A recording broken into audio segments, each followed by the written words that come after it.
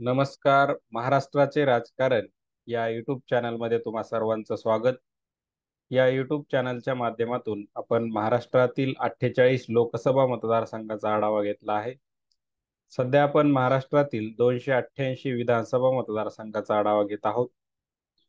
महाराष्ट्राचे राजकारण या यूट्यूब चॅनलवरती आपण रोज एका नवीन विधानसभा मतदारसंघाचा व्हिडिओ अपलोड करत असतो. तो अपलोड केलेला व्हिडिओ तुम्हाला समजावा, तुमच्या मोबाईलला नोटिफिकेशन यावं, यासाठी या यूट्यूब चॅनलला सबस्क्राईब करा. आज आपण बीड जिल्ह्यातील बीड विधानसभा मतदारसंघाचा आढावा घेणार आहोत. बीड विधानसभा मतदारसंघात बीड जिल्ह्यातील बीड तालुक्यातील तळवंडी, मांजरसुंबा, चौसाळा, राजुरी आणि बीड या महसूल मंडळाचा समावेश होतो. त्याचबरोबर शिरूर तालुक्यातील रायमोहा या महसूल मंडळाचा समावेश होतो आणि बीड नगरपालिकेचा या बीड विधानसभा मतदारसंघामध्ये समावेश होतो. 2009च्या अगोदर चौसाळा हा एक विधानसभा मतदारसंघ बीड जिल्ह्यात होता, परंतु 2009च्या विधानसभा निवडणुकीच्या पूर्वी झालेल्या मतदारसंघ पुनर्रचनामध्ये चौसाळा विधानसभा मतदारसंघ हा वगळण्यात आला आणि चौसाळा महसूल मंडळ हे बीड विधानसभा मतदारसंघाला जोडण्यात आलं. 2008च्या परिसीमन आयोगाने मतदारसंघ पुनर्रचना करताना या बीड विधानसभा मतदारसंघास 230 क्रमांक दिलेला आहे. बीड जिल्ह्यामध्ये एकूण 6 विधानसभा मतदारसंघ आहेत आणि हे 6 विधानसभा मतदारसंघ बीड लोकसभा मतदारसंघाअंतर्गत येतात आणि हा बीड विधानसभा मतदारसंघ या बीड लोकसभा मतदारसंघाच्या नकाशात आपण इथं ॲरोच्या माध्यमातून दाखवलेला आहे. हा येलो कलर मध्ये पूर्ण हा बीड विधानसभा मतदारसंघ आहे. 2019च्या विधानसभा निवडणुकीत या मतदारसंघात काय समीकरण राहिलं होतं ते आपण थोडक्यात बघणार आहोत. 2019च्या विधानसभा निवडणुकीत राष्ट्रवादी काँग्रेस पक्षाचे उमेदवार संदीप क्षीरसागर हे या मतदारसंघातून विजयी झाले होते. त्यांना 99,934 मते मिळाली होती.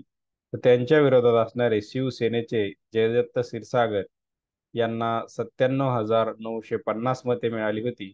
अशा प्रकारे अवघ्या 1984 मताच्या मताधिक्याने संदीप क्षीरसागर या मतदारसंघातून विजयी झाले होते. ही प्रामुख्याने लढत काका आणि पुतण्यामध्ये झालेली दिसून येते. महाराष्ट्राचं राजकारणच मोठ्या प्रमाणावरती काका आणि पुतण्यामध्ये बऱ्याच मतदारसंघामध्ये राजकारण सुरू असल्याचं दिसून येते. मागच्या काळामध्ये पण झालेलं दिसून येते.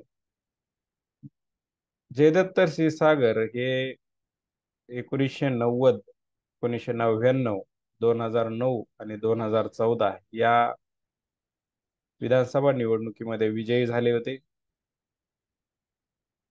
आता या मतदारसंघात 2014 आणि 2019च्या विधानसभा निवडणुकीत या मतदारसंघात काय समीकरण राहिलं होतं ते देखील आपण थोडक्यात बघणार आहोत. 2014च्या विधानसभा निवडणुकीत महाराष्ट्रातील प्रमुख पक्ष काँग्रेस, राष्ट्रवादी काँग्रेस, भाजप, शिवसेना सर्वच पक्ष स्वतंत्र निवडणूक लढले होते. सर्वच पक्षाने आपले उमेदवार निवडणूक रिंगणात उतरवल्या कारणाने मोठ्या प्रमाणात मतविभाजन झालं, परंतु जयदत्त क्षीरसागर हेच या मतदारसंघातून राष्ट्रवादी काँग्रेस पक्षाकडून विजयी झाले होते. त्यांनी भाजपचे विनायक मेटे यांचा पराभव केला होता. तिसऱ्या क्रमांकावर शिवसेनेच्या उमेदवाराला मतं होती, चौथ्या क्रमांकावर काँग्रेसच्या उमेदवाराला आणि 5व्या क्रमांकावर महाराष्ट्र नवनिर्माण सेनेचे उमेदवार होते. तर 2019च्या विधानसभा निवडणुकी अगोदर जयदत्त क्षीरसागर यांनी शिवसेनेमध्ये प्रवेश केल्या कारणाने त्यांना शिवसेनेकडून उमेदवारी देण्यात आली आणि संदीप क्षीरसागर यांना राष्ट्रवादी काँग्रेस पक्षाकडून उमेदवारी देण्यात आली. 2019च्या विधानसभा निवडणुकीत आघाडी आणि युती होती. युतीकडून शिवसेनेला तर आघाडीकडून राष्ट्रवादी काँग्रेस पक्षाला ही बीड विधानसभा मतदारसंघाची जागा सोडण्यात आली होती आणि या 2019च्या विधानसभा निवडणुकीत जयदत्त क्षीरसागर यांचा पराभव संदीप क्षीरसागर यांनी केला. तिसऱ्या क्रमांकाची मतं ही MIMच्या उमेदवाराला, चौथ्या क्रमांकावर वंचित बहुजन आघाडीचे उमेदवार, तर पाचव्या क्रमांकाची मतं ही बहुजन समाज पक्षाच्या उमेदवाराला मिळाली होती. आता येणाऱ्या 2024च्या ऑक्टोबरमध्ये होणाऱ्या विधानसभा निवडणुकीत या मतदारसंघातून महायुती आणि महाआघाडी कायम राहते की 2014 प्रमाणे सर्वच पक्ष स्वतंत्र निवडणूक लढतात.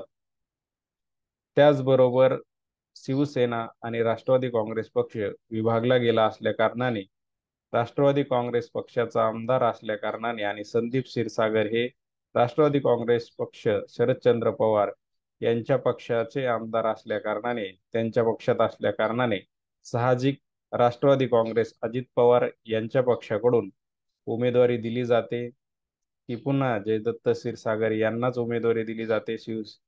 अ, त्या यावर या मतदारसंघाचं गणित येणाऱ्या 2024च्या ऑक्टोबरमध्ये होणाऱ्या विधानसभा निवडणुकीत आपल्याला बघायला मिळेल. तर थांबूया आज आपण येथे. धन्यवाद.